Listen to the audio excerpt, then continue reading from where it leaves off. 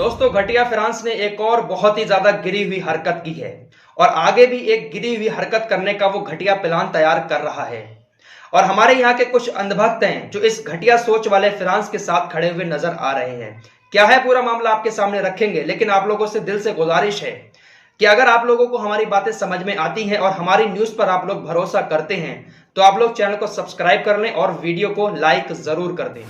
दोस्तों, फ्रांस के अंदर जब ये पूरा मामला शुरू हुआ था तो उसके बाद फ्रांस के राष्ट्रपति मैक्रोन ने फ्रांस के अंदर एक बहुत ही फेमस मस्जिद है जिसका नाम है ग्रांड पेंटिन मस्जिद, उस मस्जिद को ताला लगा दिया और मस्जिद के बाहर एक नोटिस चिपका दिया और उस नोटिस में लिखा गया कि सरकार की तरफ से इस्लामिक गतिविधियों में शामिल होने की वजह से इसे बंद कर दिया गया है। फ्रांस के राष्ट्रपति मैक्रोन ने मस्जिद को आतंकवादियों का अड्डा बताया, लेकिन अब जो खबरें आ रही हैं उसके मुताबिक फ्रांस के राष्ट्रपति मैक्रोन का कहना है कि हमारे यहाँ का प्रशासन कट्टरवादियों के खिलाफ लड़ने के लिए पूरी तरीके से तैयार है।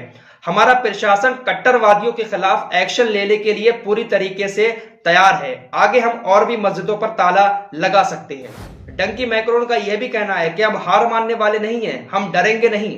हमने जो कार्टून छापा था इस तरीके के कार्टून हम आगे भी छापते रहेंगे, ये कहना है मैक्रोन का। जिस चार्ली हेब्दो ने पैगंबर मोहम्मद सल्लल्लाहु अलैहि वसल्लम का कार्टून छापा था, उसी चार्ली हेब्दो मैगजीन ने अब टर्की के राष्ट्रपति रजब तैयब अर्दगान का भी एक अश्लील कार्टून बनाया है। तो ये गिरी हुई हरकतों पर उतर आया है फ्रांस के राष्ट्रपति ने इस्लाम के खिलाफ जो बयान दिया था उसको फ्रीडम ऑफ एक्सप्रेशन का मामला बताया।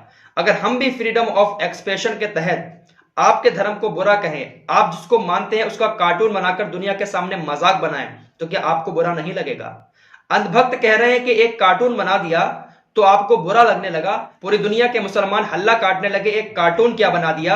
जरा दिमाग लगाकर सोचिए और जवाब दीजिए, कल को अगर यही लोग आपके धर्म का अपमान करने लगे तो आपको बुरा नहीं लगेगा? मुसलमानों की बहुत बड़ी आस्था जुड़ी हुई है पैगंबर मोहम्मद सल्लल्लाहु अलैहि वसल्लम से, लेकिन इन अंधभक्तों को तो सिर्फ एक मौका चाहिए होता है मुसलमानों को नीचा दिखाने का, मुसलमानों के अगेंस्ट जाने का, चाहे इनके सामने फिर कोई भी हो। अगर वो इस्लाम और मुसलमानों के खिलाफ बात कर रहा है तो ये अंधभक्त उसके सपोर्ट में उतर जाएंगे। ये वही अंधभक्त हैं जो डोनाल्ड ट्रंप को अपना चच्चा मानकर उसकी पूजा कर रहे थे। दोगले डोनाल्ड ट्रंप ने हमारे देश को कूड़े का ढेर बता दिया। ये लोग ऐसे लोगों की पूजा करते हैं। ये वही अंधभक्त हैं जो फ्रांस के साथ खड़े हुए नजर आ रहे हैं, जो कल ट्रंप चच्चा की पूजा कर रहे थे, लेकिन ट्रंप ने हमारे देश को गाली दी है। हम ऐसे दोगले को एक्सेप्ट नहीं करेंगे, अपने देश में भी ना घुसने दें ऐसे दोगले को जो हमारे देश को कूड़े का ढेर बता दे। लानत है ऐसे अंधभक्तों पर जो ऐसे लोगों का ये लोग सपोर्ट करते हैं। ये लोग उन लोगों के सपोर्ट में खड़े हुए हैं जिसने हमारे देश को बर्बाद कर दिया, हमारे देश को लूटा उन अंग्रेजों ने, ये उन्हीं का सपोर्ट करते हुए नजर आ रहे हैं।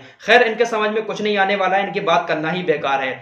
इसके अलावा एक और देश इजराइल जो फ्रांस के सपोर्ट में खड़ा हुआ नजर आ रहा है और जो फ्रांस ने कहा है वही बात इजराइल भी कह रहा है कि ये फ्रीडम ऑफ एक्सप्रेशन का मामला है, सबको आजादी है, कुछ भी कह सकता है कोई इंसान भी। तो वही बात फिर से आ गई कि हम भी अगर आपके धर्म के बारे में बुरा कहेंगे, आपकी जिससे आस्था जुड़ी हुई है उसका कार्टून बनाकर दुनिया के सामने मजाक बनाएंगे तो आपको भी बुरा लगेगा। तो इसी तरीके से मुसलमानों को भी बुरा लग रहा है, लेकिन इजराइल फ्रांस के साथ खड़ा हुआ नजर आ रहा है। लेकिन कुछ मुस्लिम देश ऐसे भी हैं जो अभी कुछ दिन पहले इजराइल से नाता जोड़ रहे थे। 2-3 मुस्लिम देश हैं जिन्होंने इजराइल से नाता जोड़ा था, अब वही इजराइल फ्रांस के साथ खड़ा हुआ नजर आ रहा है। तो उन देशों को भी अब सोचना पड़ेगा कि इजराइल से नाता जोड़े रखेंगे या इजराइल से नाता तोड़कर फ्रांस के अगेंस्ट आकर वो भी प्रोटेस्ट करेंगे। हिंदू, मुस्लिम, सिख, ईसाई आपस में मिलकर रहें और सारे भाई भाई इन अंधभक्तों से